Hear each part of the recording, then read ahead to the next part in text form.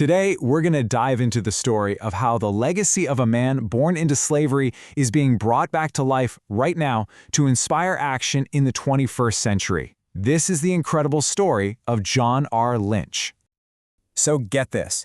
Just recently, in the fall of 2025, a brand new nonprofit was created to honor a man born into slavery way back before the Civil War.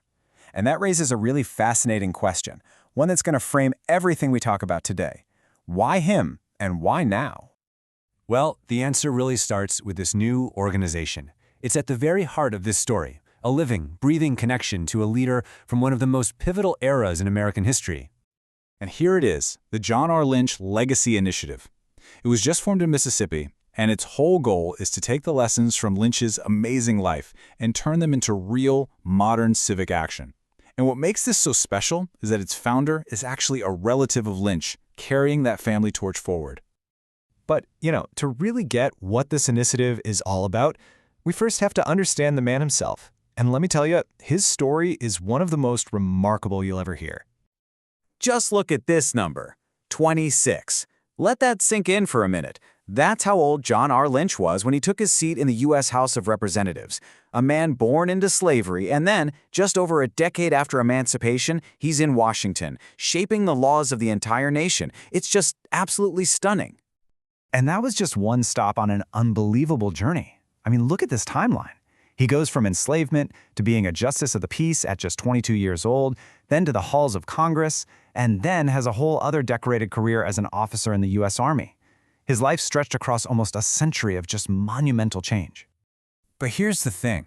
Lynch wasn't just a political figure. He was an intellectual, a creator. He taught himself photography. He became an author. He was Mississippi's very first black Speaker of the House.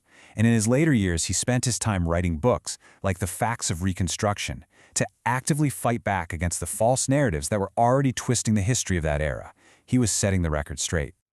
So you can really see his public service as having two powerful sides. On one hand, as a congressman, he was on the front lines, fighting to build a true multiracial democracy with laws. And on the other hand, as a military officer who rose all the way to the rank of major, he shattered racist assumptions just by being excellent, proving that patriotism and competence have absolutely nothing to do with skin color. Okay, so you have this incredibly powerful legacy, right? The big question for the new initiative is, how do you translate that into the 21st century? This is where the past meets the present in a really direct way. What they've done is really clever. The initiative mirrors Lynch's own life with its three core goals. First, public history and education that honors his work as an author. Second, leadership pathways for young people, inspired by his own incredible rise at such a young age. And third, investing in the actual places connected to his story, bringing history to life in communities like the historic Lynch Street in Jackson, Mississippi. Okay, so that's the big picture mission, but what does this actually look like in practice? Let's check out the kind of concrete programs the initiative's board, which they call the Reconstruction Council, is going to be developing. And the ideas they're working on are both inspiring and super practical. I mean, imagine teaching kits for schools based on Lynch's own book, or paid fellowships for students to get real, hands-on experience in civic life, or even living history walks along Lynch Street. It's all designed to make history something you can touch and feel and act on. And listen, this isn't just some vague plan for the future. No way. This initiative is already making major moves right out of the gate. They've just announced a landmark cultural partnership that shows you exactly how they plan to operate. So here's their first big project, a major music festival in partnership with the Robert Johnson Foundation. The whole point is to raise money to build a new blues park, a direct investment in Mississippi's culture and its economy.